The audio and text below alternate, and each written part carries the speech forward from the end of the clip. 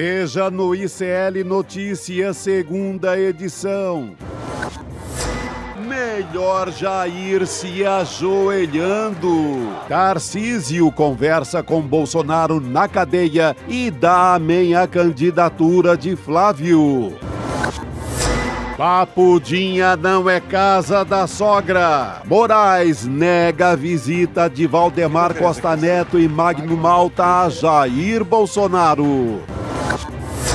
Explicando o inexplicável. Toffoli publica nota sobre o Master e diz que caso pode sair do STF após investigações. O ICL Notícias, segunda edição, está no ar.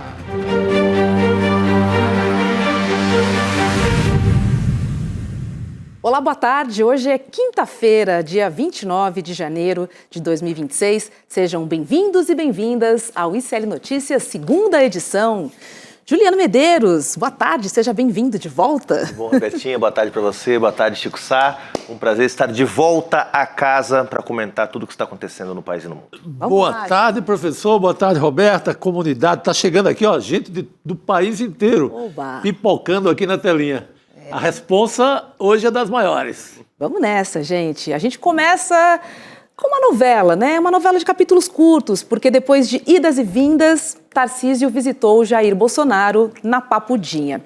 E saiu de lá, gente, declarando que vai se empenhar na campanha de Flávio Bolsonaro para a presidência. O governador falou com a imprensa ao lado de Carlos Bolsonaro e aproveitou para elogiar a filiação de Ronaldo Caiado ao PSD. Juliano, queria saber o que você achou dessa filiação do Caiado e essa atitude do Flávio, né? Enfim, disse ser bom, por um lado, ele disse, porque teríamos mais personagens ou mais candidatos falando mal do presidente Lula. Tá soprando, né? Porque, na verdade, é um baque na candidatura do Flávio Bolsonaro. Primeira coisa, é o grande tema do dia, né? O que a imprensa política repercutiu hoje foi justamente a visita do Tarcísio à Papudinha, como que selando essa desistência, para tristeza de muitos analistas e muitos entusiastas da candidatura do Tarcísio. Eu acho que agora realmente é irreversível. A gente analisava isso aqui outro dia, né, Roberto, que à medida que a candidatura do Flávio vai se consolidando, fica irreversível. Como é que chama um pré-candidato a presidente que tem 30, 35, daqui a pouco vai ter 40% das intenções de voto, retira a sua candidatura em nome de alguém que não está mais nem postulando, né, o cargo de candidato a presidente. Então, a grande notícia do dia é essa: Tarcísio foi lá, beijou a mão do Bolsonaro, aparentemente irreversível, o que mostra uma vitória do bolsonarismo raiz, do bolsonarismo da família Bolsonaro, do próprio Bolsonaro, dos filhos, em relação ao centrão bolsonarista, vamos chamar assim, né, que é o Tarcísio, outros atores, Ciro Nogueira, né, que são bolsonaristas por conveniência, porque já foram aliados do PT, já foram aliados do Temer e que viraram bolsonaristas para ganhar voto e dinheiro. Então, hoje, esse setor consolida sua derrota com a consolidação da candidatura do Flávio. Vai tentar ter um outro nome, porque precisa eleger deputados, porque precisa eleger senadores e porque não necessariamente quer ter a obrigação de escolher entre Lula e Bolsonaro no primeiro turno, porque é disso que se trata. Pois é, agora é importante, né, esse apoio do governador de São Paulo ao presidenciável, né? Assim, no caso, se não for Flávio, será alguém ali à centro-direita. Então, Flávio, de fato, perde. Perde muito. De cara, essas outras candidaturas já dizem, ó, você não é tão forte assim, você não vai representar todo mundo da direita nem da extrema-direita. Então, já é uma porrada, né? Na verdade. Mas o chororô grande mesmo hoje foi nas redações de São Paulo, não entre os repórteres, não a base, não o chão da fábrica das redações, mas o pessoal que manda nas comunicações do Brasil hoje ficou muito triste, porque a campanha pelo Tarcísio era muito grande. O pessoal do dinheiro grande aqui de São Paulo também, Fiesp, Faria Lima e as grandes corporações também choraram muito hoje porque perderam o candidato que eles achavam o ideal. O povo das privatizações aqui em São Paulo, os fundos que compraram a Sabesp, compraram não, receberam quase de graça, esse povo todo ficou muito triste hoje. Foi uma derrota desse dinheiro paulista, num certo sentido, que queria muito o Tarcísio. E ele vai lá, se ajoelha entrega tudo ao guru, ao Bolsonaro, ao filho, e eles vão com essa candidatura melancólica até o fim. Juliano, você que é do mundo político, né, essa filiação do Caiado, ela não chegou a vazar, né? Te pegou de surpresa também? Me pegou de surpresa porque o Caiado, na verdade, vai para um lugar que ele sabe que está ocupado, está congestionado, né? Então, para não desistir da candidatura a presidente, porque é uma candidatura que não virou, né, que não emplacou, para não precisar desistir, ele diz, olha, eu estou indo para um outro lugar que esse lugar sim quer ter candidato. União Brasil, onde eu estava vacilando, não sabia se tinha candidato ou não. Então, como eu quero muito ser candidato, eu vou para um partido onde a candidatura a presidente está sendo debatida a sério. Só que ele não conta que ele está indo para um partido que já tem, pelo menos, com certeza, um pré-candidato, que é o Ratinho Júnior, e o Eduardo Leite, hoje pré-candidato ao Senado, mas que está sempre ali esperando uma brecha para se apresentar. Então, eu acho que hoje também o Ronaldo Caiado, na prática, acabou enterrando a sua candidatura a presidente, só não quis dizer isso publicamente, achou um subterfúgio para ganhar um pouco mais de tempo e, quem sabe, virar o vice do Ratinho, que eu acho que é a jogada que está se construindo aí. E tudo indica que quem vai decidir de fato é o Gilberto Kassab, né? Porque ele deu um depoimento e não citou sequer convenções ou uma conversa interna no partido, nada. Exatamente, quem vai defender é o poderoso Kassab, né, que trabalha, é secretário do Tarcísio lá no Palácio dos Bandeirantes, para você entender o xadrez completo. Ele é quem decide, e eu gostaria de lembrar o que eu lembrei ontem, como o Ronaldo Caiado tratava o Kassab até 2015, 2016. Muito bom. Como dizia praticamente que o Kassab rodava a bolsinha lá no Palácio do Planalto. Então, esses senhores estão juntos agora. Eu acho que vai sobrar para o Caiado, acho que vice talvez não sobre, que vai precisar alguém mais de outra região, mais forte. Eu acho que vai um dos coordenadores da campanha, pegar alguma coisa lá, e a alça do caixão e seguir. Mas não tem muito jogo para ele também, né? Não tem voto. Ou volta a disputar o Senado, né? São 2 vagas esse ano, Ou né? volta para o Senado. Talvez tenha que desarranjar lá os acertos que ele fez em Goiás, né?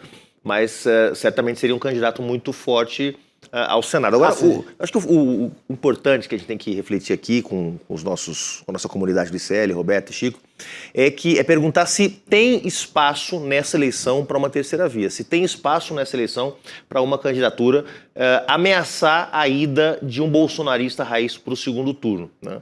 E eu acredito que não há esse espaço, né? Nós vamos ter uma eleição muito parecida com 2022.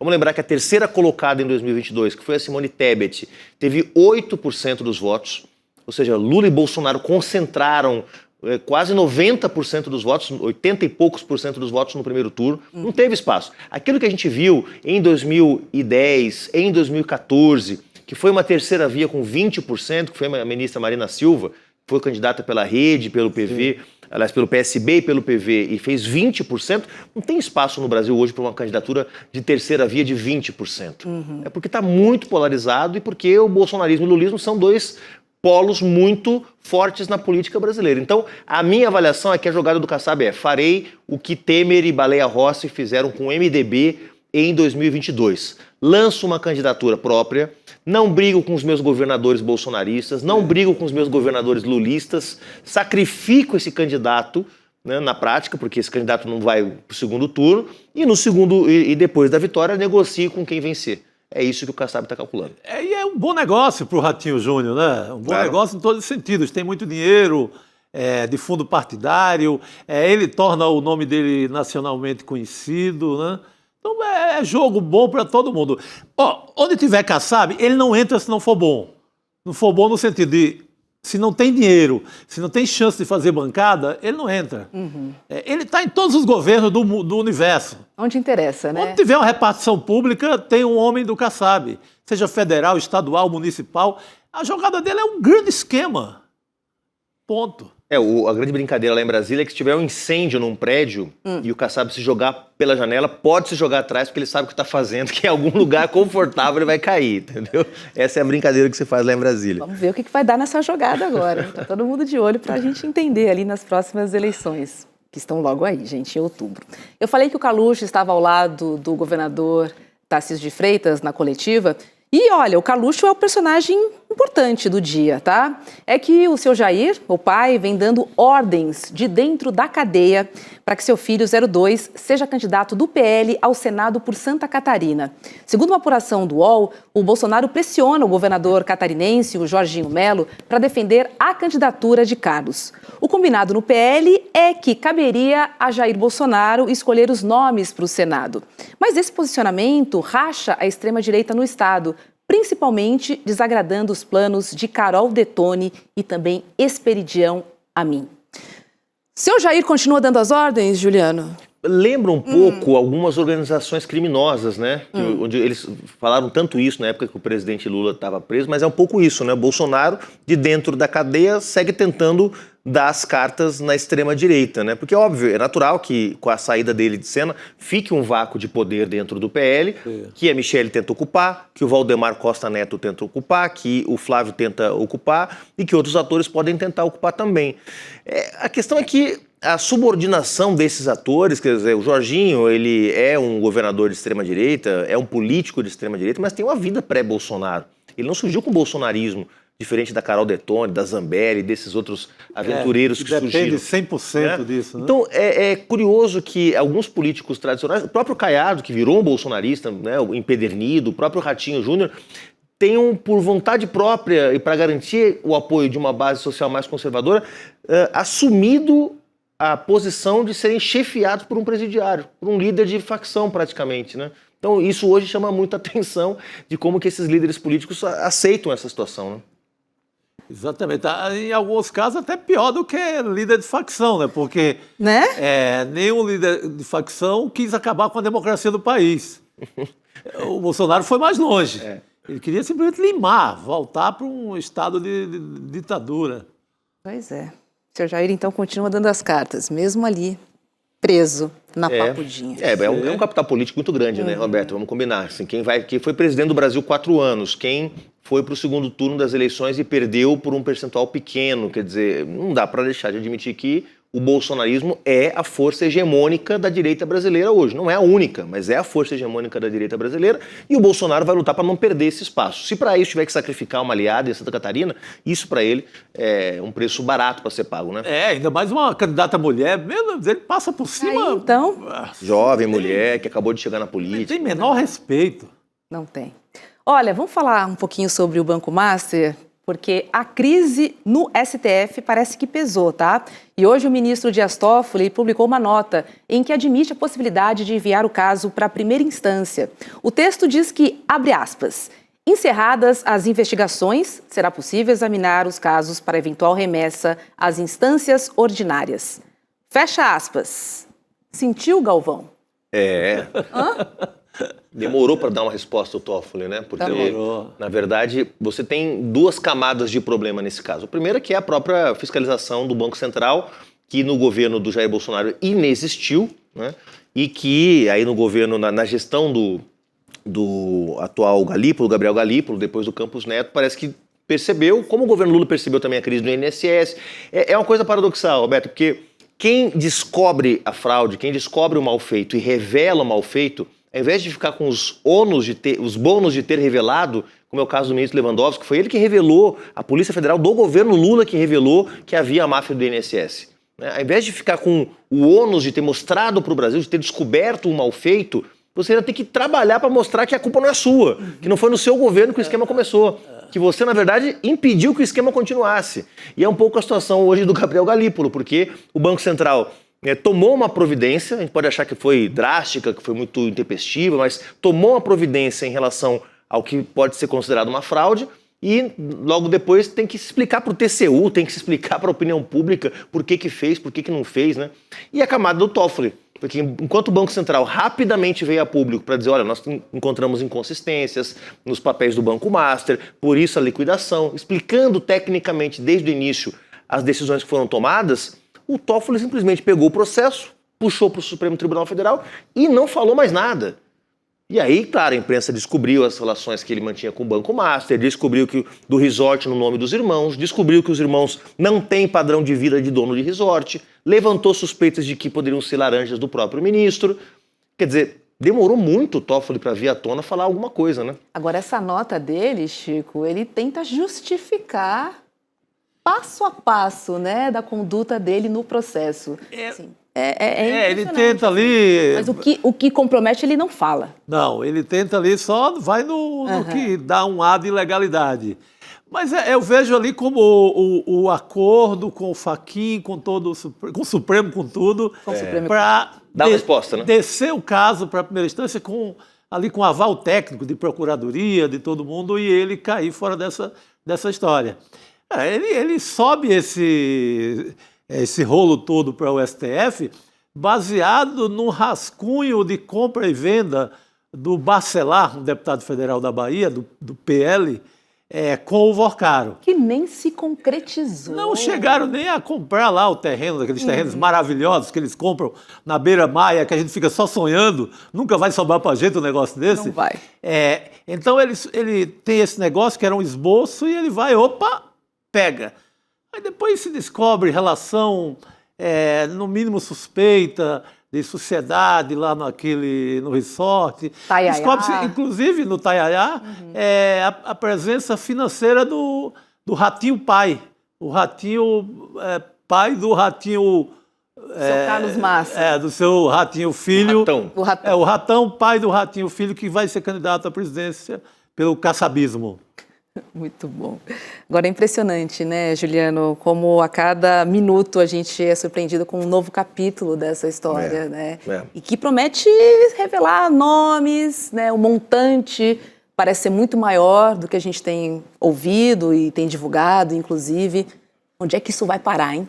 Pois e deveria estar sendo um caso de polícia, né? Quer dizer, houve uma fraude financeira, essa fraude pode ter lesado correntistas do banco, pode ter lesado o próprio sistema financeiro, pode ter gerado evasão de divisas, lavagem de dinheiro. Isso é caso de polícia. Quer dizer, nesse momento, a Polícia Federal tinha que estar fazendo o seu trabalho para que houvesse um julgamento imparcial, transparente desse crime que foi cometido. E não a blindagem que passou a acontecer a partir da decisão do ministro Toffoli, né? E claro, é óbvio, gente, é um banco. Bancos têm relações com políticos no Brasil. Isso não é nenhuma novidade. O Vorcaro não é o primeiro, para não falar do Daniel Dantas, do André Esteves, da turma do Trabuco. Ou seja, nós tivemos, não foram poucos, e não foram só em governos de direita, banqueiros assumindo Banco Central e Ministério da Fazenda.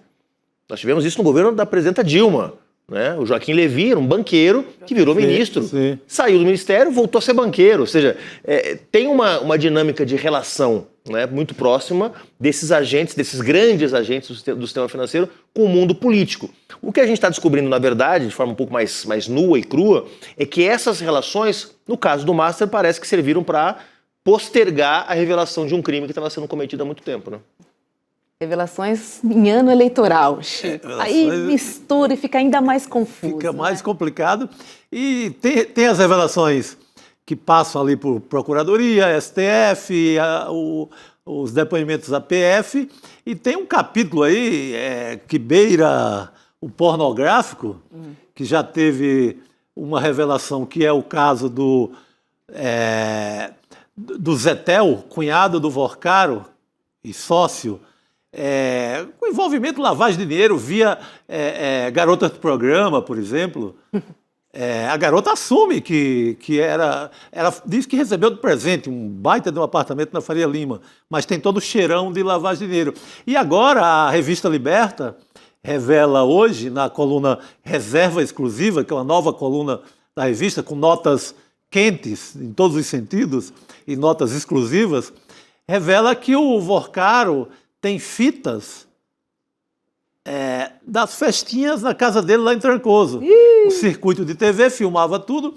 As pessoas que entravam nessas festinhas calientes não podiam entrar com celular, que era a ética ou etiqueta da história, era não entrar com celular, mas o circuito interno de TV pegou a turma toda. Não sei se é suruba com toga ou sem toga, mas que tem muita gente grande, de executivo, legislativo, judiciário, moças da Faria Lima, rapazes do grande mercado financeiro, isso tem. Já pode de um escândalo financeiro. Eu queria trazer esse capítulo, porque todos esses escândalos do Brasil, eles têm o que corre ali no mundo mais oficial, nos gabinetes de Brasília, e eles sempre têm, no paralelo, festa da cueca, como no caso do Moro, né? E agora o perigo das festinhas em Trancoso. O Brasil sem um escândalo político, sem um bom escândalo sexual, não é um escândalo... Andam junto, né? Temos aí já com o Renan Calheiros, com os irmãos Collor, muitos casos, né? Andam junto. Então, o que tem de gente com medo dessas revelações de Trancoso é mais um poder do Vorcaro, né? Para sair vendendo o silêncio dele daqui para frente. O silêncio mais caro do Brasil. Então, vamos além da notícia política nesse caso, né? Muito além. Frequentar algumas páginas de família. Alcova, as coisas da alcova. Em dezembro de 2024, o presidente Lula disse a Daniel Vorcaro que as decisões do Banco Central sobre o Banco Master seriam técnicas.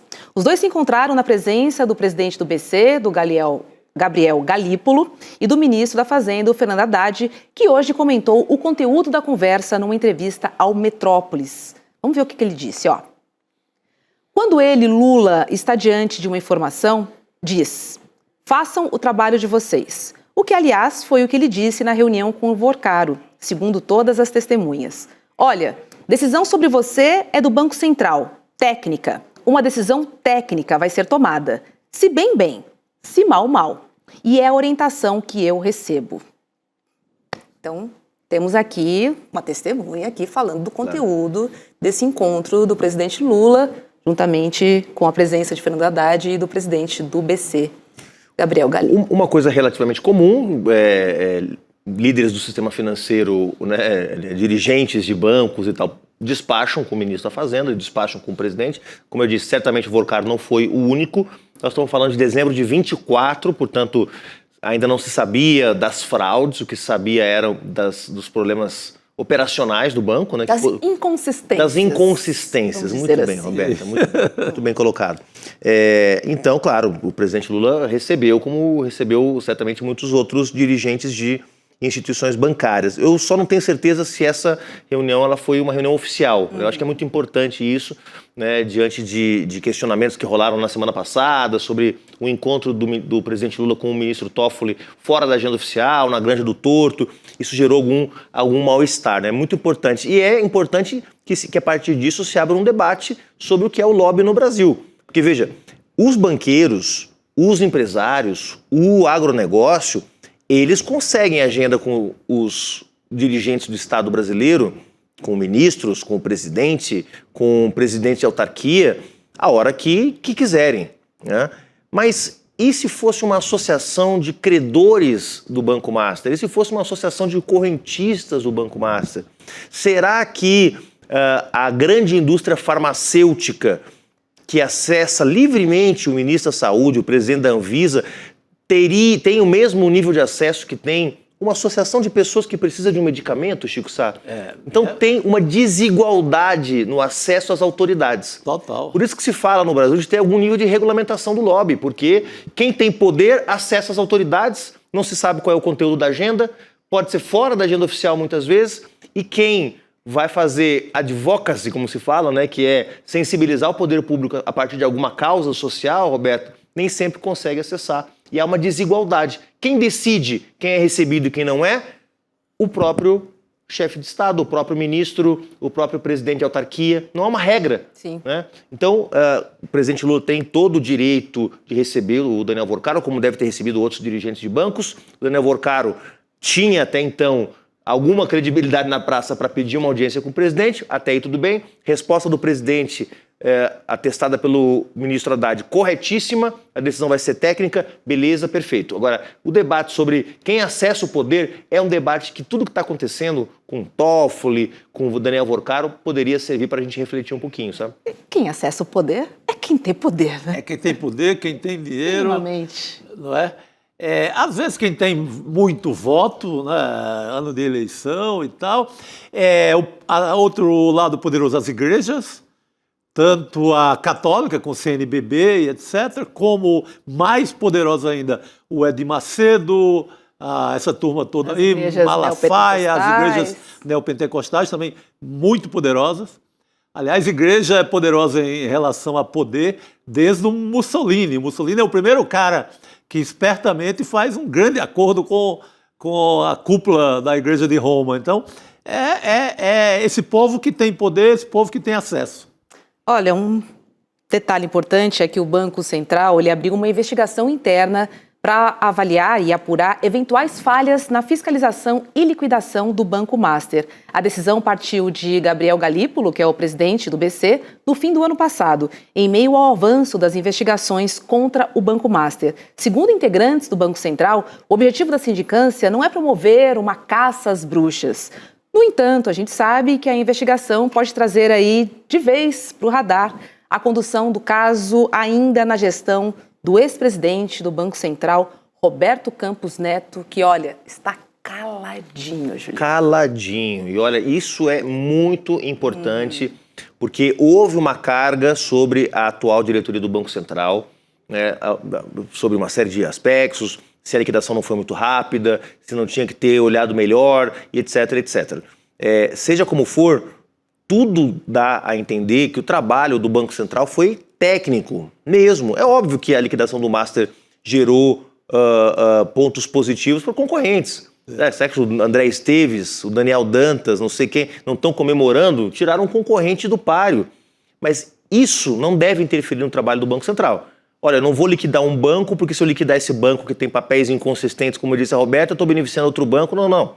Tem regras. Quem cumpriu as regras continua no jogo, quem não cumpriu sai do jogo. Mas além de abrir essa investigação, talvez a auditoria interna do Banco Central acabe percebendo que a diretoria anterior, liderada pelo Campos Neto, queridinho do mercado, queridinho da mídia monopolista, tivesse tido a oportunidade de agir para evitar que esses malfeitos se perpetuassem pelo tempo que se perpetuaram. E não fez nada. Quem sabe essa investigação não mostra isso. Você tem alguma dúvida, Chico Sá, que é possível que o Campos Neto tenha feito corpo mole para deixar um esquema que ele conhecia e que sabia que era ilegal perdurar? Tudo indica que fez corpo mole, que deixou rolar.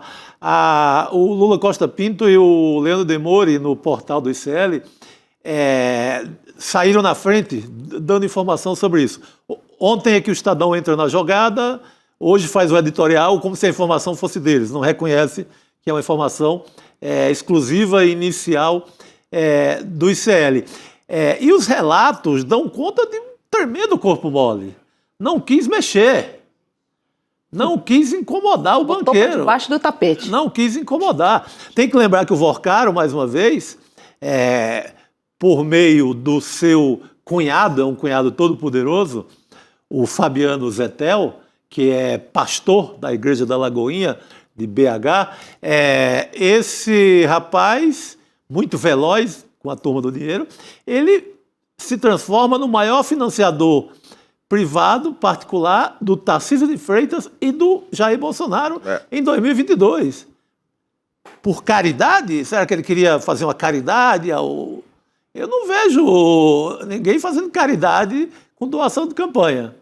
Quando doa, quer alguma coisa lá na frente. Minimamente. Agora, olha só, em depoimento no STF, o banqueiro Daniel Vorcaro, ele afirmou que tratou da venda do Master para o Banco de Brasília com o governador Ibanez Rocha, do Distrito Federal. O documento, o depoimento, na verdade, foi obtido pelo Poder 360. Vorcaro disse que ele e Ibanez tiveram conversas institucionais e que o governador chegou a frequentar a sua casa em Brasília. Então, o depoimento aqui do Daniel Vorcaro cita o Ibanez. Acho que é o único nome que ele cita nesse depoimento, na verdade, né? O único parlamentar até agora em que ele falou abertamente foi Ibanez Rocha. E aí temos que ver qual é o teor dessa conversa. Porque pode ter sido uma conversa como foi essa com o presidente Lula. Presidente, olha só, estou aqui com o meu banco está em dificuldade, você pode pedir para o pessoal pegar leve? E o Lula disse, meu amigo, isso não é decisão minha, isso é uma decisão técnica do Banco Central. Agiu muito bem o presidente. Será que o Ibanez, governador do DF, quando o Vorcaro bateu na porta e pediu lá no Palácio do Buriti, por favor, pega o BRB e compra essa massa falida que é o Master, Será que o Ibanez falou, olha, isso nós vamos fazer uma análise técnica, viu? Para ter certeza se é uma boa compra, se é um bom negócio, e aí depois da análise técnica eu te dou uma resposta? Acho muito pouco provável. Porque o BRB estava em processo de aquisição do Master. Estava dentro da história já. Estava comprando já. Não tinha como avaliar porque já estava comprando. Então eu acho que seria muito importante ouvir o seu Ibanez e seus assistentes, né? Para saber o teor dessa conversa. Porque, bem, como eu disse, é direito do Vocaro procurar um governador, ou procurar um presidente, procurar um ministro para se reunir. A autoridade decide ou não se vai conceder audiência ou não vai. Mas e o teor da conversa? Né? Isso que importa para a gente, né? Estou esperando para ouvir o Ibanez, né? Sim. E estou esperando também os depoimentos dos executivos do BRB. Exatamente. Sobre que isso. é quem estavam com a mão na massa. Né? Têm sido autorizados. Quem operou? Será que eles vão dizer, não, eu, por minha iniciativa própria, eu sou o bonzão aqui no BRB e vou sozinho. Não vou sequer consultar o meu governador, tratando-se de um banco público lá do Distrito Federal? E mais que isso, né, Chico? Vamos lembrar que o presidente do BRB foi para a imprensa justificar a compra. Não, o ativo é bom, vale a pena, eu estou fazendo um bom negócio. Ele agora tem que explicar. Não sabia que o ativo não era bom, não tinha informações consistentes, ou estava participando de um grande esquema para salvar uma massa falida? Porque não foi só assim, o BRB soltou uma... Não, o presidente foi à imprensa do banco defender a aquisição do Master. Estava muito convencido o presidente do BRB. Fica difícil. Pois é. Fica difícil. Deixa eu dar um recado para te lembrar que hoje tem mapa da mina aqui no ICL, tá? O ano acabou, gente, e a gente precisa saber onde colocar o nosso dinheiro, onde investir. O clima de incerteza está por aí, seja na política internacional, na política doméstica, enfim. A gente não sabe, de fato, como e onde aplicar com segurança. A maior segurança possível, porque a gente sabe que o investimento, minimamente, é um risco, né? É um dinheiro que você está depositando em algum lugar. Então, o meu convite para você é o seguinte: logo depois do N2, às 8 horas da noite, tem o Mapa da Mina com Eduardo Moreira. E nesse encontro, nessa aula online e gratuita, o Edu vai fazer previsões para você ficar um pouco mais tranquilo na hora de optar por fazer o investimento. A gente sabe que os bancos mandam sugestões, né? A própria mídia te indica ou sugere um tipo de investimento.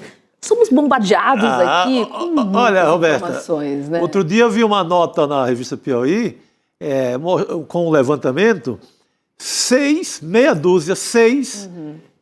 de 10 veículos, a cada 10 veículos importantes no Brasil de comunicação, pertencem aos bancos. Banco, fintech, mundo financeiro no geral. Então, se eu sou um meio de comunicação, eu pertenço, eu sou de um banqueiro. Por exemplo, o UOL. O UOL é do banqueiro chamado Luiz Frias, que também é do Grupo Folha. Você acha que em algum momento vai interessar esses meios de comunicação dar dica para preservar o nosso dinheirinho? Vai ser vantajoso para ele, né? Então, isso vale para... Eu citei o UOL, mas podia citar uma dúzia de veículos que pertencem ao mundo dos bancos. Então, a grande vantagem do Mapa da Mina é porque é uma avaliação independente. O Edu tem acertado tudo. Tem cravado tudo. Só que esse ano está mais difícil. Ele estudou mais esse ano, porque hoje mesmo você está uma festa na Bolsa de Valores. Aí eu pergunto, vale a pena correr para lá? Ou vou para o ouro, como o mundo inteiro está fazendo? Dólar caindo. Dólar caindo. Então, é o homem certo para responder. Eduardo Moreira. É isso. E mais, viu, Robertinha? Os riscos continuam, tá? Porque ontem eu estava dando uma entrevista e aí, no meio da conversa, mostraram outros ativos como esse do Master. Tem um tal de Banco Pleno aí, que eu nunca ouvi falar, que está oferecendo papéis que pagam 170% do CDI. Uau! Meu Deus do céu. Como é que paga 170% do CDI, gente? Corra, Lola, corra.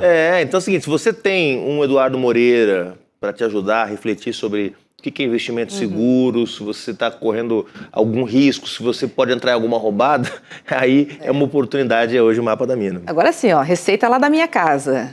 Investimento que te dá, que vende sonhos, não existe. E produto muito barato na internet também, duvide. Duvide. É sobre isso. Vamos receber o Dr. Fernando Ideu para a gente falar sobre um assunto triste, mas que revela um Brasil aí assustador. Dr. Fernando Ideu, seja muito bem-vindo e boa noite. Boa noite, queridos. Sempre uma alegria estar aqui com vocês. Boa noite, professor. Vamos falar agora de um assunto que tem provocado, e com razão, comoção nacional e fúria coletiva, que é a morte do cão Orelha, em Floripa. A polícia identificou 4 adolescentes suspeitos do crime. 2 estão em Florianópolis e 2 chegaram hoje ao Brasil. Eles estavam na Disney, De acordo com os pais, a viagem estava pré-programada. Para chegar aos suspeitos, a polícia ouviu mais de 20 pessoas e analisou mais de 72 horas de imagens, de um total de 14 câmeras de monitoramento. Computadores e celulares também foram apreendidos. Um dos desdobramentos mais significativos foi o indiciamento de 3 adultos, 2 pais empresários e um tio dos adolescentes, que é advogado. Eles teriam coagido o vigilante de um condomínio que tinha uma foto que poderia colaborar com a investigação. Outro fato grave é que quase uma semana após o crime, a juíza responsável pelo caso se declarou suspeita para atuar no processo. Uma semana após o crime. Segundo a própria juíza, ela mantém relação de amizade íntima com os familiares de um dos investigados. O senador Humberto Costa, do PT, diz que vai pedir urgência na votação de um projeto de lei de autoria dele que endurece as penas para crimes de maus tratos a animais, aumentando aí o tempo de prisão, agravando em casos de morte do animal. Doutor Fernando Ideu, se comprovado que o crime foi mesmo cometido pelos adolescentes, o que pode acontecer com eles? É uma atrocidade, é uma barbaridade e é uma situação repugnante em várias camadas, em várias esferas, desde o ato em si, que é de uma atrocidade e de uma repugnância que é chocante, até a proteção, pelos familiares além de mandá-los para fora do país, muito sintomático também para onde eles vão, para os Estados Unidos, lá para Orlando, e não só mandá-los para lá, mas de coagir as pessoas que poderiam depor ao longo da apuração desses fatos. Então é algo absolutamente repugnante, e mostra aí um retrato de um Brasil que nos envergonha, de pessoas que têm acesso à educação o melhor possível e mesmo assim se mostram educação formal, melhor possível, acesso às escolas e tudo mais, e se mostram aí pessoas cruéis e jovens já de um caráter absolutamente reprovável para ser capaz de um ato como esse, E o que pode acontecer é que, por serem menores de idade, por serem menores de 18 anos, não se sujeitam às leis penais como as pessoas que têm maioridade, Os mesmos fatos tipificados em lei como crime para maiores de idade são apurados como atos infracionais para adolescentes. Então, eles não se sujeitam se sujeitam a penas, mas a medidas, que no caso a gente chama não de penas privativas de liberdade, mas medidas socioeducativas por se tratarem de adolescentes, e vão responder pelos fatos como adolescentes e como menores infratores sujeitos a medidas socioeducativas por atos infracionais e não por crimes. Vai lá, Juliano. Doutor Ideu, boa tarde, prazer falar contigo mais uma vez. Isso se deve, claro, à noção de que os adolescentes, parte da responsabilidade por eles ainda é dos pais, Por isso que eles não respondem como se adultos fossem, porque há adultos responsáveis por eles até os 18 anos. Então eu queria começar te perguntando o que pode acontecer com os pais, Se pode haver algum tipo de responsabilização, Embora, claro, a conduta desses meninos foi uma conduta de inteira responsabilidade deles, Não se tem nenhum registro de que os pais foram cúmplices das maldades, das atrocidades que eles cometeram. Mas te perguntar se pode haver, para além da coerção que os pais poderiam ter exercido contra vizinhos, contra o porteiro, etc., algum tipo de de responsabilização. E já engrenando uma segunda pergunta, tem muito oportunismo no ar na política brasileira, sobretudo em ano de eleição, e o Nicolas Ferreira já está propondo retomar o debate sobre redução da maioridade penal, aproveitando a comoção, mais do que justificada nesse caso, para tentar emplacar uma bandeira histórica da extrema-direita. Queria que você comentasse um pouco sobre isso também. Muito bem observado por você, Juliano. Isso é uma outra camada da repugnância que se segue a essa conduta, que a resposta fácil, que a resposta pronta e a resposta mais ineficaz que sempre surge diante de situações dessa natureza, que vem de dois lados. A gente vai aumentar a pena para esse crime, vai resolver as coisas, né? Como se isso fosse resolver alguma coisa. E segundo, a gente tem que reduzir a maioridade penal, porque foram adolescentes, então reduzindo a maioridade penal, a gente vai ter algum avanço nisso. Não é assim, né? Quem conhece direito penal, quem estuda minimamente direito penal, sabe que isso são sempre soluções falaciosas que se revelam muito mais de marketing político-eleitoral do que de concretude propriamente dita, né? Então, acho que são medidas oportunistas, né, que não vão resolver em nada o problema, mas que passam a dar um ar de legitimidade e um caráter ainda mais nessa nossa era de que o que importa mesmo é a manchete ali a ser compartilhada, né? De que alguém está fazendo alguma coisa e que esse alguém capitaliza para si o resultado, que não existe, mas que no universo do marketing vai existir. E sobre a responsabilização dos pais, pelo ato em si, ela não existe, né? Aqui a gente segue uma lógica da responsabilidade subjetiva. Todo aquele que age com culpa ou com dolo é quem responde pela prática do ato. Se os pais tivessem contribuído para aquela conduta, os pais responderiam pelo crime de maus tratos, não pelo ato infracional. Mas aí teria que haver uma contribuição efetiva material, seja auxiliando os adolescentes naquele ato, seja instigando, né, uma participação, além da material, uma participação moral por instigação, por planejamento, ou mesmo por arquitetar essa conduta. O que não há no caso. O que pode haver aí? Uma responsabilização se houver a coação de testemunha e se houver a demonstração de que a saída deles para os Estados Unidos estava sendo como alguma forma de fugir, de escapar à aplicação da lei do Estatuto da Criança e do Adolescente, que vai ser aplicada aí para a apuração desses fatos. Agora, Chico, como disse a nossa colega Luciana Barreto, da TV Brasil, eu vou trazer aqui, porque, de fato, isso é puro suco do Brasil, né? Totalmente. É retrato ali revelado com a maior nitidez possível. De quem tem grana, como age, né? Porque aí o que é que tem nesse suco do Brasil de mais importante é o ingrediente da proteção por ser rico. E o único castigo que eles têm sofrido no momento, os pais, no caso, são empresários da área hoteleira, é que eu vi que algumas agências, vivo aqui do ABC, a ERS Viagens de São Caetano, essa e outras agências estão ali liderando o movimento de boicote aos hotéis dos pais dessa garotada.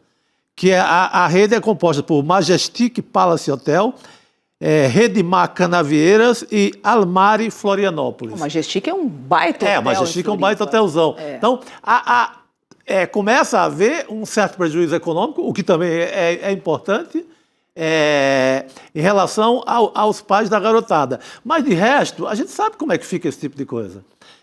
Santa Catarina, principalmente pelas mãos do prefeito de Florianópolis, tem enxotado, só no ano passado, palavras do próprio prefeito, mandou embora da rodoviária 650 pessoas pobres, pretas, marginalizadas, pessoas que estão tentando uma melhor forma de vida em outro estado, migração nacional dentro do seu território, ou seja, brasileiro com brasileiro, ou seja, você não pode dar uma de Trump e querer expulsar essas pessoas, e esse prefeito se orgulha de expulsar essas pessoas.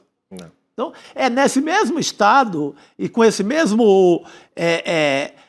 com essa mesma empáfia do próprio governador Jorginho Melo, que estava lutando para acabar com a cota das pessoas pretas nas universidades, enquanto dava bolsa aos milionários. É nesse mesmo estado que está acontecendo esse tipo de coisa. O cachorrinho, o pobre cachorrinho Orelha, ele é um símbolo dessa história, mas a gente pode pegar o cachorrinho e levar também para a condição de muitos humanos, ao tratamento que tem sido dado a muitos humanos em Santa Catarina. É verdade. É interessante que a luta na causa animal, ela consegue unir todas as tendências. Seria muito interessante que todas as tendências passassem a defender também o pobre coitado que chega na rodoviária de Santa Catarina, de Florianópolis, atrás do emprego, atrás de melhor condições de vida, como vem para São Paulo, como vai para o Recife do interior, como vai do Cariri para Fortaleza, ou vai da cidade menor para Juazeiro do Norte. A migração nacional, o Brasil é um país de imigrantes. Então, seria muito interessante assim que esse cão passe a representar uma luta contra os maus-tratos no geral em Santa Catarina. Maus-tratos aos animais, mais do que justo, e maus-tratos às pessoas também que chegam nesse estado em busca de algo melhor para a vida. Era só uma reflexão, me desculpa, doutor, mas acabei me estendendo aqui, mas gostaria que você falasse sobre isso. Acho perfeita a tua análise, Chico. Acho que é exatamente isso que a gente vê quando se diz aí que é um retrato desse Brasil. Acho que é isso aí, são pessoas, os agressores são jovens de classe média que tiveram todo acesso à educação e que na hora que fizeram o que aparentemente fizeram, os pais, ao invés de se envergonhar, de reprovar a conduta deles, não, há uma proteção, né? Essa inversão de valores é um retrato disso tudo, de como esse Estado e como o Brasil trata aí os privilegiados e os perseguidos de sempre. Deixa eu trazer a próxima notícia, que diz o seguinte: o ministro Alexandre de Moraes, do Supremo Tribunal Federal, ele negou hoje, mais uma vez, a visita de Valdemar Costa Neto, que é o presidente do PL, ao ex-presidente Jair Bolsonaro na prisão, na Papudinha. A negativa é porque Valdemar está sendo investigado por envolvimento com os mesmos fatos pelos quais Bolsonaro foi condenado a mais de 27 anos de prisão. O ministro também negou o acesso do senador Magno Malta, do PL, a Bolsonaro. O Alexandre de Moraes afirmou que não poderia autorizar a visita porque o congressista tentou dar uma carteirada e entrar na Papudinha sem qualquer autorização prévia. Na mesma decisão, o Moraes autorizou o ajuste no cronograma de visitas, que agora serão às quartas e sábados, e também liberou a realização de caminhadas fora da cela. E também liberou, a assistência religiosa de um padre ao senhor Jair Bolsonaro, Fernando Ideu.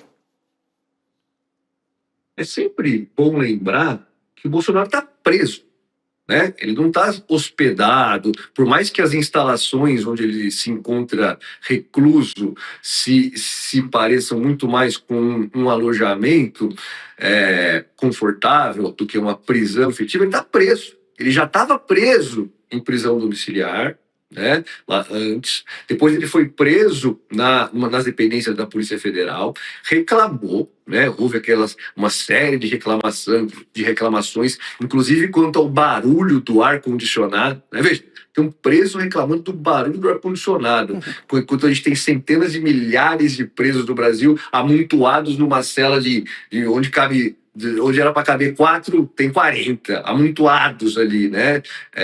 Não tem nem ventilação, nem um buraco para respirar. Então, isso é prisão no Brasil, né? Então, estamos falando de uma pessoa que está presa, né? Então, vocês vão lembrar esse ponto de partida. Ele está preso.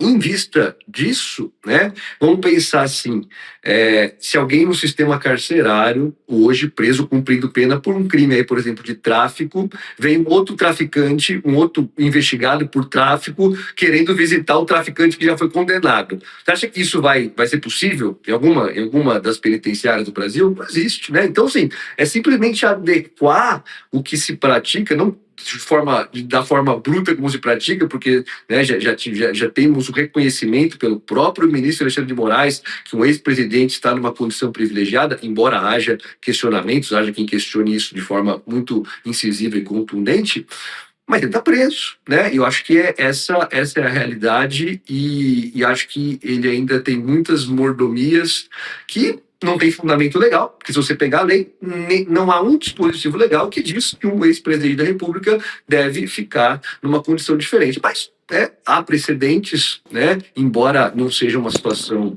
análoga, né? O ex-presidente Lula, o ex-presidente Michel Temer, todos que passaram por períodos de prisão não passaram por prisão enquanto cumprindo pena, enquanto cumprimento de pena em regime fechado, né? É o primeiro que está nessa condição. Então, embora não haja fundamento legal, houve-se o reconhecimento desse benefício, mas que não é um benefício total, continua sendo uma prisão.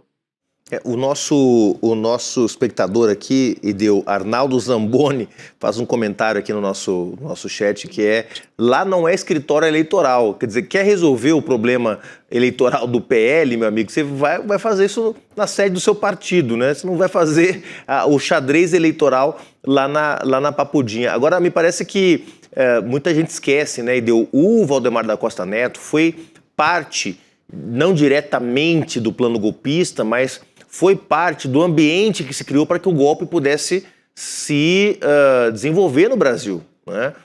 E como é que ele fez isso? Contratando aquele serviço falso, né, que tinha como propósito, já antes de qualquer avaliação prévia, concluir que havia fraudes eleitorais no Brasil, que as urnas eletrônicas não eram confiáveis, né? Isso para criar um ambiente que depois pudesse justificar mais na frente a tentativa de golpe que o Bolsonaro já vinha tramando com militares, com assessores mais próximos e com ministros do seu governo. Foi multado, inclusive. Foi multado, né?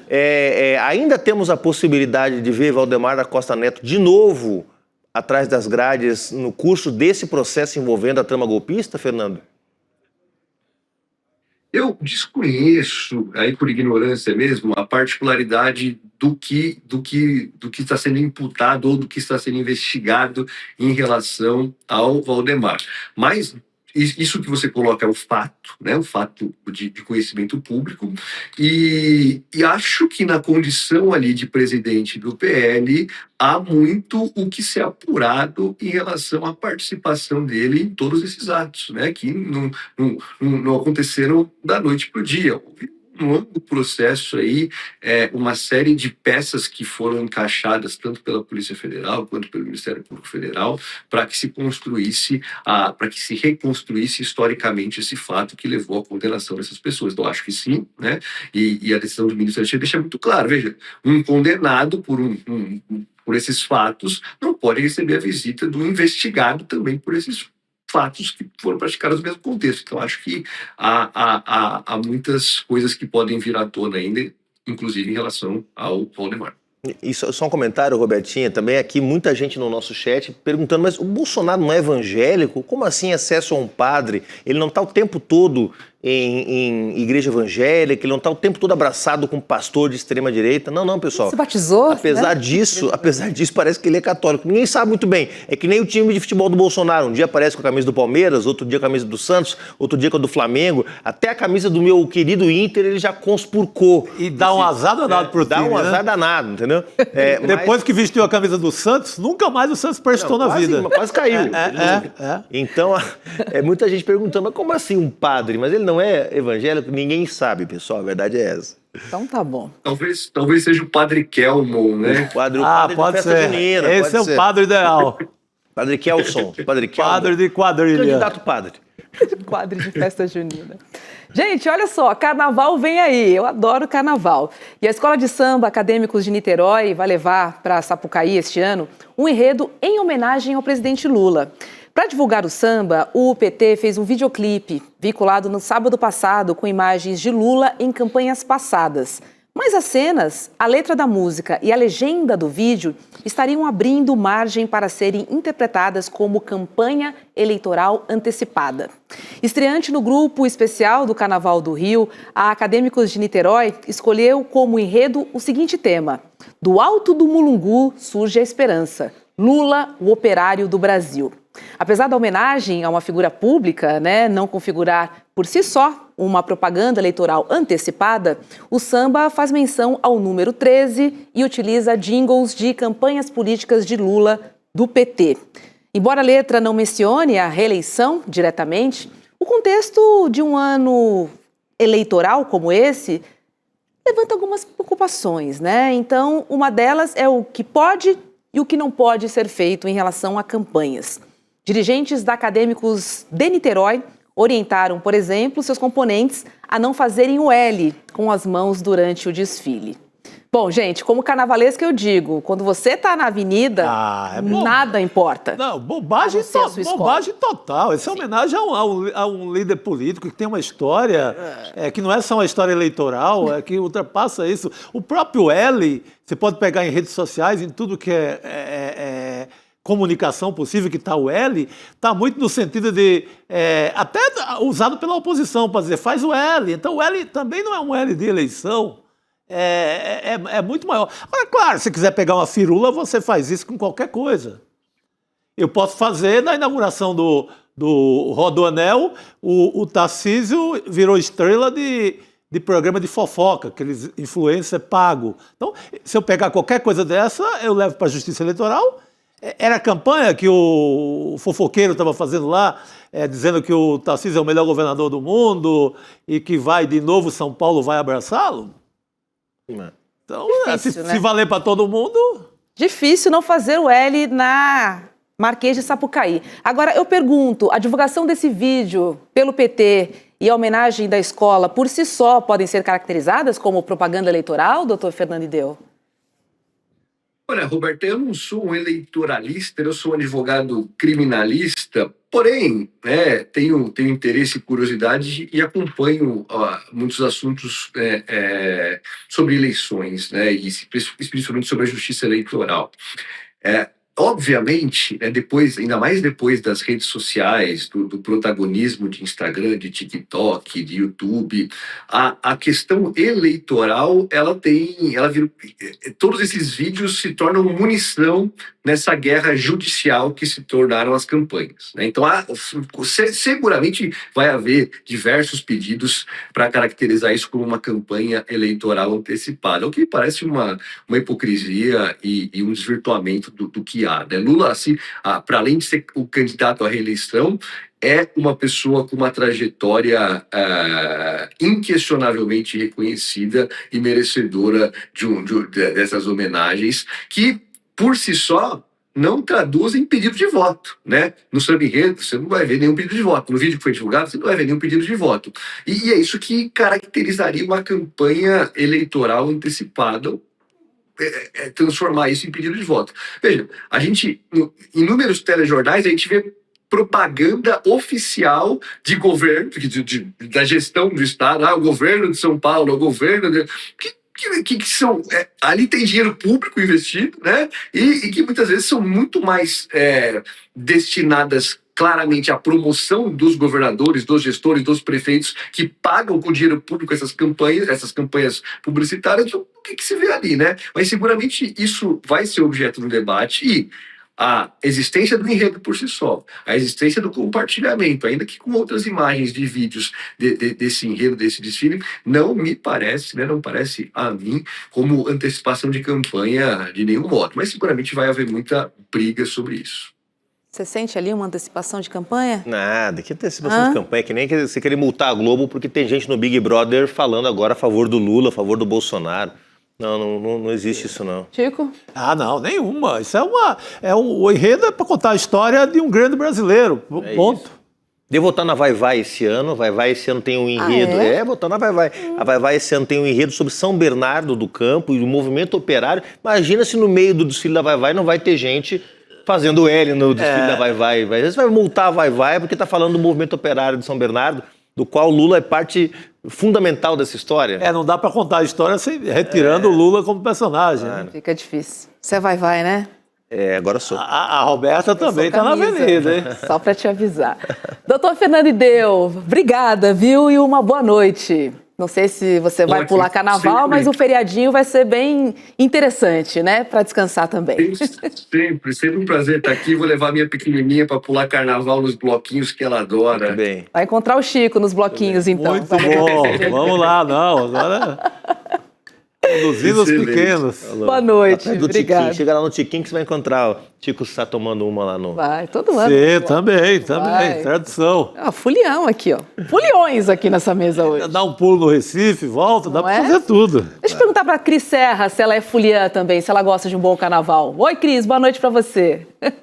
Boa noite, Roberta, Chico e Juliano. Eu estava acompanhando atentamente essa conversa, porque vocês não sabem, mas eu já fui campeã na Sapucaí pela Mangueira e pela Mocidade Independente de Padre Miguel. Que Desculpa maravilha. aí, gente. Desculpa aí. Só chegou. 11 anos de desfiles na Sapucaí.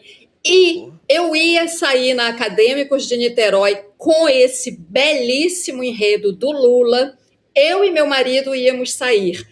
Infelizmente, não vamos poder sair, porque o Luiz Paulo está com problema no joelho e não vai poder desfilar. E em solidariedade a ele, eu também não vou desfilar, mas estarei torcendo pela Acadêmicos de Niterói. É o primeiro desfile dela no grupo especial e a gente precisa torcer para que ela brilhe muito com esse enredo e permaneça no grupo especial. É isso aí. Cris, Que bota o senhor, maravilha. seu marido, no carro alegórico. Mas vai.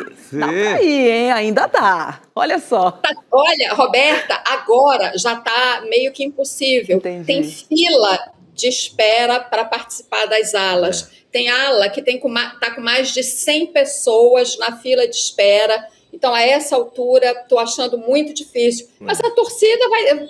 Vou torcer do mesmo jeito.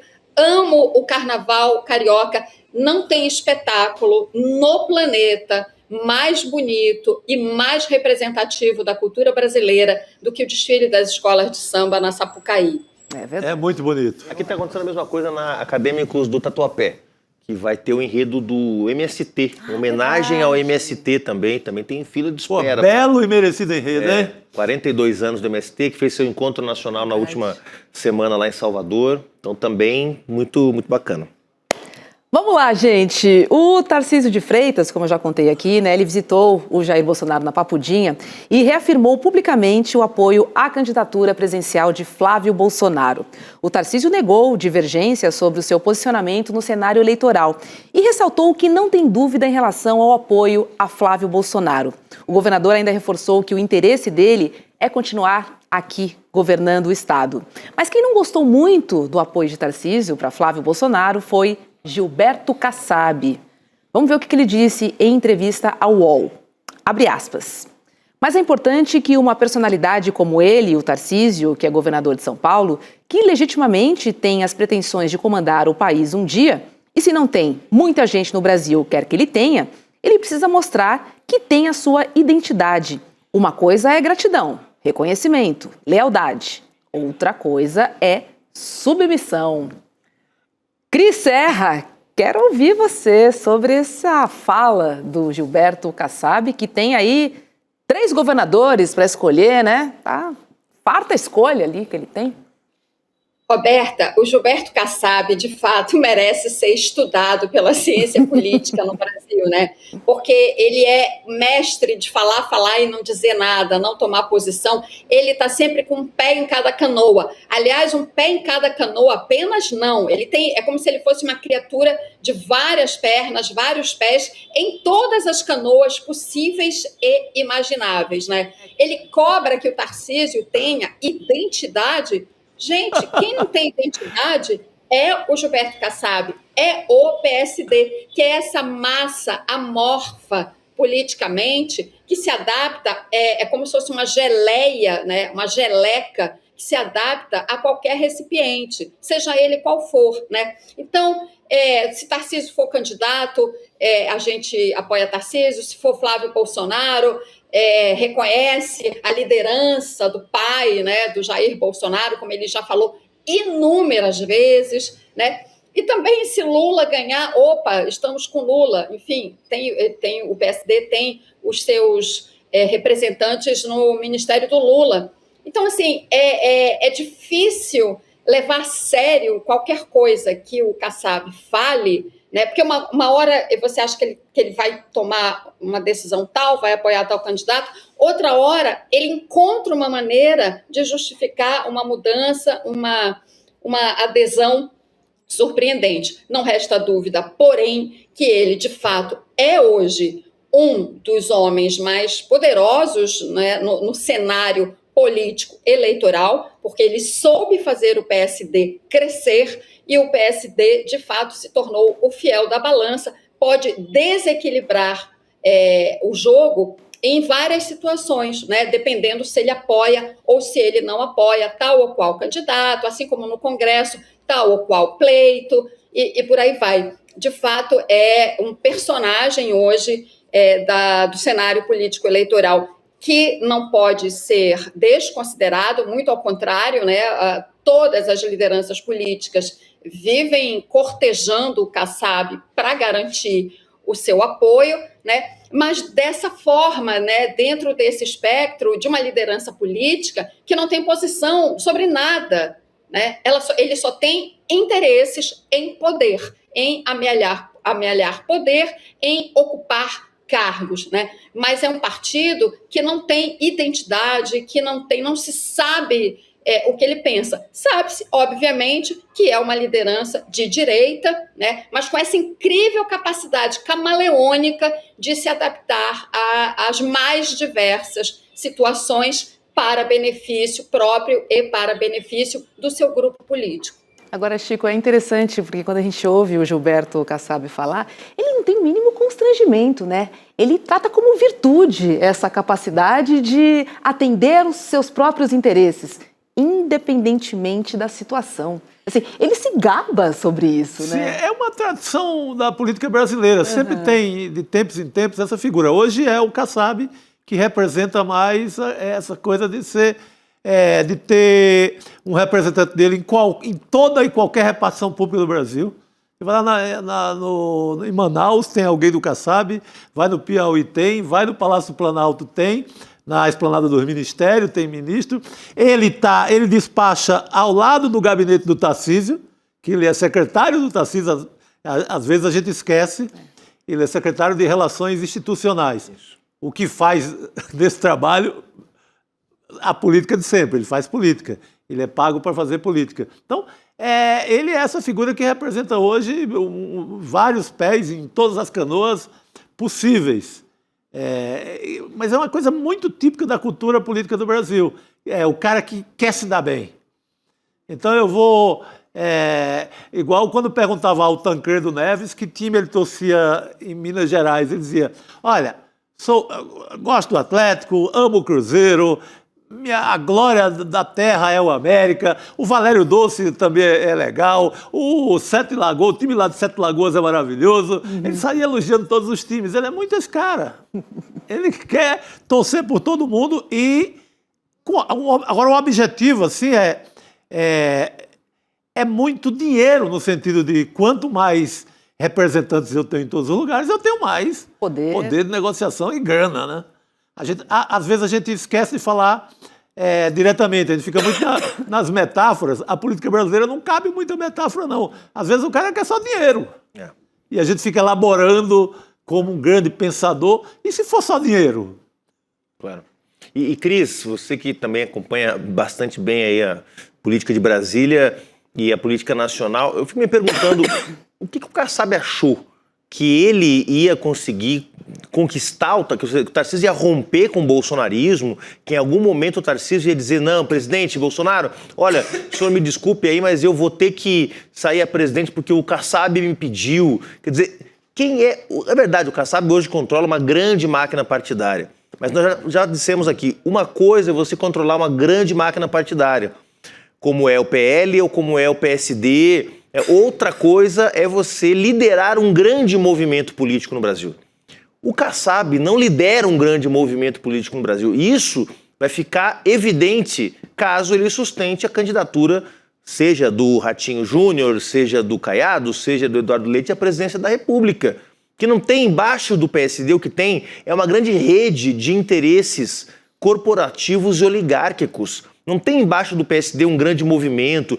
Você pergunta para o sujeito qual é o seu partido. Meu partido de preferência é o PSD. Olha só, um partido, um centro assim, bem interessante, um partido moderno, que tem essa qualidade, que tem aquela qualidade. Não, gente. No Brasil, as pessoas gostam do PL, gostam do PT, gostam do PSOL, do PCdoB, os partidos que têm identidade política. Quem não tem identidade é visto como a massa amorfa, como você acabou de mencionar, Cris. Agora, eu fico me perguntando, será que o Kassab achou que o Tarcísio, governador do estado de São Paulo, até outro dia pré-candidato a presidente, ia trocar um movimento político que envolve milhões de brasileiros e brasileiras, que a gente acha bizarro, mas que mobiliza milhões de brasileiros e brasileiras por uma massa amorfa? Será que o Kassab cometeu esse erro de acreditar no amor do Tarcísio de Freitas? Acho que não, Juliano. Eu acho que o Kassab, o tempo todo, ele fica testando cenários. Por incrível que pareça, a gente já conversou aqui outro dia sobre isso. Nós estamos agora praticamente já entrando em fevereiro, as eleições estão na porta, mas ainda assim, até os prazos finais para a definição das candidaturas, muita coisa ainda vai rolar. Sobretudo agora, né, nessa retomada do Congresso, fevereiro, março, abril, são meses absolutamente decisivos para que o jogo fique mais claro. Então, eu acho que nesse momento agora, o que o Kassab está fazendo ainda?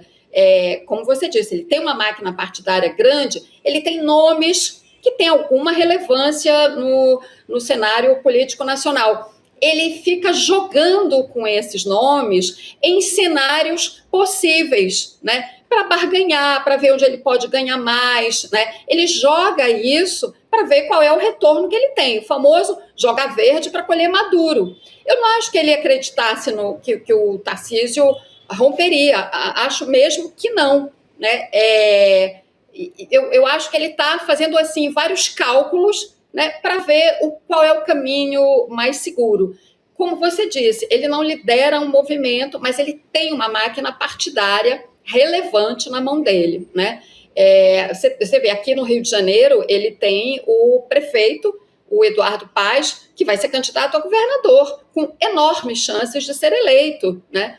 O Rio de Janeiro, com todos os seus problemas, né, praticamente um estado ingovernável, né? Eu não sei se eu estou pesando um pouco a mão ao dizer isso, né? Mas é o segundo estado do país, né, em termos de projeção política, econômica, etc.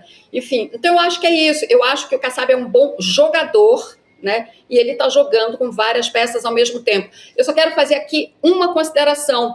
O Chico trouxe essa comparação do Tancredo, né, que jogava, de fato, em várias frentes, mas o Tancredo era um político muito mais sofisticado, no meu modo de ver, do que o Kassab, e tinha uma grande diferença. O Tancredo tinha um compromisso com a democracia verdadeiro. O Kassab não tem. O Kassab se adapta, como eu disse, a uma situação ou outra. Inclusive, está aí, um auxiliar direto do governador de São Paulo, que é um bolsonarista, todo mundo sabe, né? Então, eu não vejo nele um compromisso com a democracia. Eu vejo nele um interesse que ele pode, até em certas circunstâncias, se aliar a um governo democrático, como é o caso do Lula, que tem ministros do PSD. Mas o Kassab, ao fazer esse tipo de jogo duplo, triplo, quádruplo, seja lá o que for, ele mostra, na verdade, que ele é um oportunista da política e que não tem compromisso real com a democracia, como tinha o Tancredo. Importante, Cris, essa diferenciar. Eu quis apenas ilustrar esse tipo de político que está em todos os lugares, mas importantíssimo você ter feito essa diferenciação. Sim. Olha só, hoje, dia 29 de janeiro, é o Dia da Visibilidade Trans no Brasil. E essa semana, a Associação Nacional de Travestis e Transsexuais do Brasil, a ANTRA, ela publicou dados sobre a violência. E os números indicam uma melhora no cenário em relação ao ano anterior, mas o Brasil ainda é o país que mais mata pessoas trans. Vamos dar uma olhadinha nos gráficos. Esse primeiro aqui, ó, a gente pode ver, né, dados dos assassinatos de pessoas trans no Brasil entre 2008 e 2025. E a gente pode ver aqui que a partir de 2017, né, que foi o pico, a gente começa a ter uma queda. É uma queda discreta, mas temos uma queda, principalmente quando a gente fala de 2024 para 2025. E aí, Cris, quando o recorte é sobre gênero, a gente vê que o maior número de assassinatos, ele acontece contra as mulheres trans. A gente separou um gráfico, olha, em verde são as mulheres trans, olha que diferença, né? Os homens em amarelo no gráfico ali embaixo, ó, as mulheres batem um teto de 169, 175, né? É uma diferença gritante aqui em relação... Tem um ano que não há nenhum, 2020, nenhum caso de assassinato de homem de homem, ó, 2022 um caso, né? Enfim, e a gente tem mais um gráfico para mostrar para vocês, para a gente olhar um recorte de raça e etnia, tá? Porque os números revelam uma informação assustadora que a gente já sabe, mas quando a gente vê os dados, de verdade, eu fico estarrecida. Em verde são os negros, né, formados por pretos e pardos, os brancos em amarelo e os indígenas em vermelho.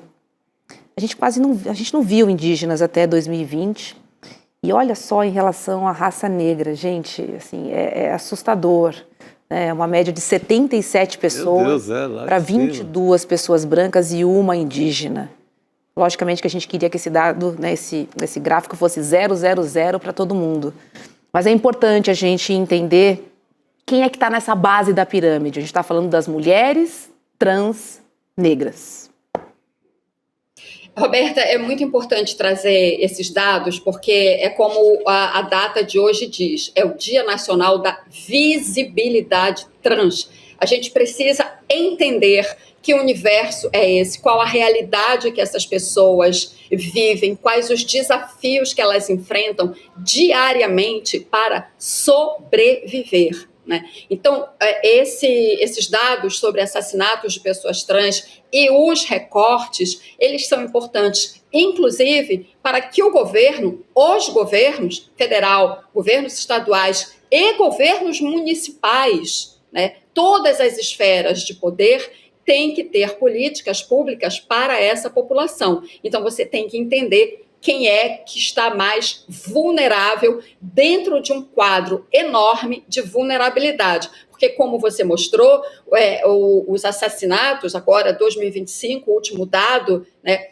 houve uma queda, né, mas se você considera a média, ela ainda é muito alta e o Brasil continua vergonhosamente com esse título de ser o país onde mais se mata pessoas trans no mundo. Isso é uma vergonha que o Brasil tem que dar conta disso, né? E isso só com políticas públicas mesmo, né? De segurança, de proteção, de acolhimento, de emprego para essas pessoas, de acesso a estudo, né? Tem muitas instâncias hoje no país, tanto na educação como de trabalho, que tem cotas para pessoas trans, mas isso ainda está aquém da necessidade. Então, por isso, a necessidade da visibilidade trans, né? Inclusive, essa data existe e é hoje, porque foi nesta data, em 2004, que teve um ato no Congresso Nacional que foi um marco para dar visibilidade a essa população. E a partir daí, então, vem se entendendo melhor qual é a realidade que essas pessoas enfrentam. Agora, ter os dados, compreender o problema, né, precisa se traduzir em políticas efetivas que deem condições de dignidade para essas pessoas e para que elas possam ser, de fato, cidadãs, como qualquer outro cidadão, como qualquer outra cidadã neste país, né? E que possam viver sem medo. Possam, enfim, viver com dignidade e com todas as condições de uma vida digna, que começam, no mínimo, com educação e trabalho, estudo e emprego. Sem dúvidas, Cris, sem dúvidas. Querida, obrigada, boa noite para você. Às 8 horas tem Mapa da Mina hoje, hein? Não perca. Valeu, pessoal, obrigada. Tchau, tchau. Valeu, Cris, obrigado, querida. Agora, Chico, é interessante, né, a gente trazer esses dados que reforçam a importância da representatividade. Isso. Para que essas políticas públicas, de fato, apareçam.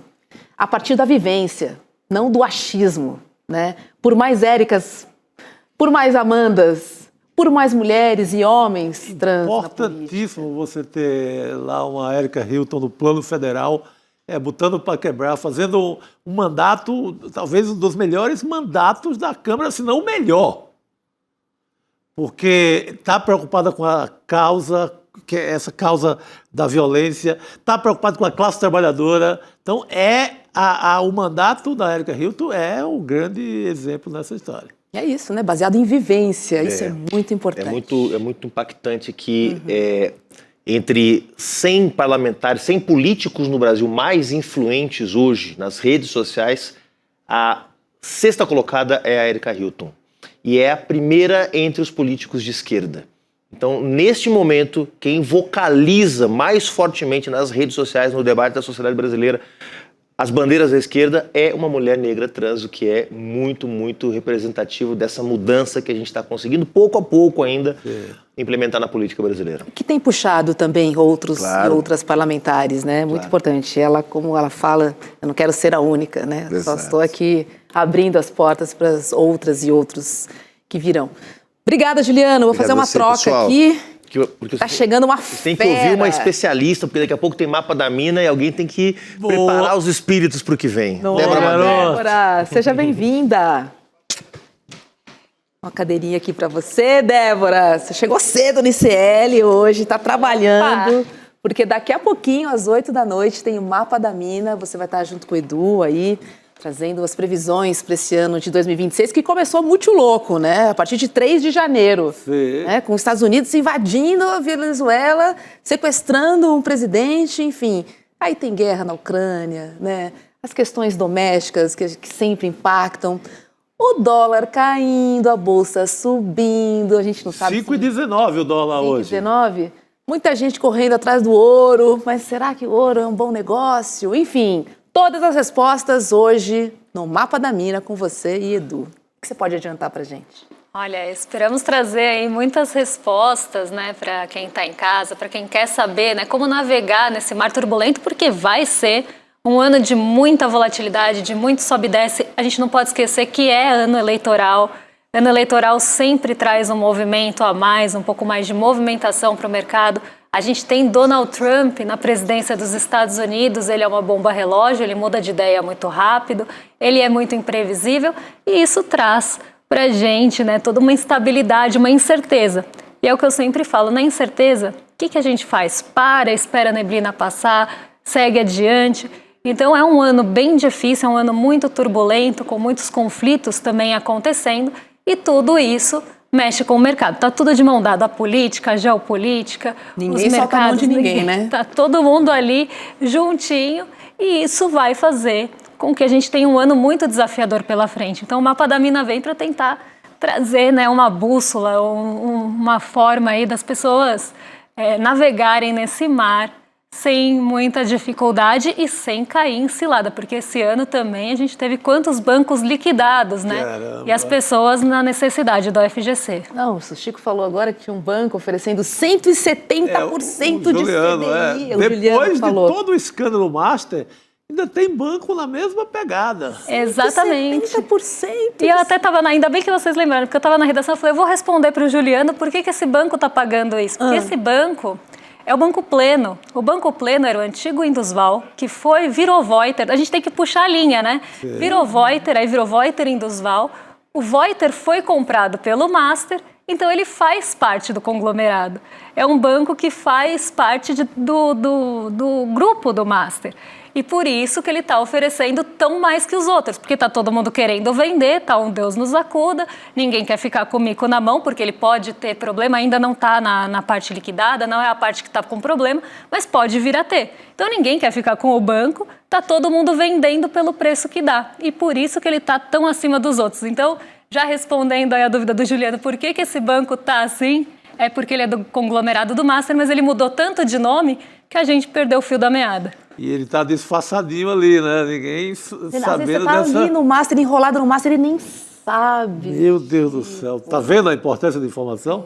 Como tantos outros, né? Que estão, às vezes, no conglomerado e as pessoas não sabem.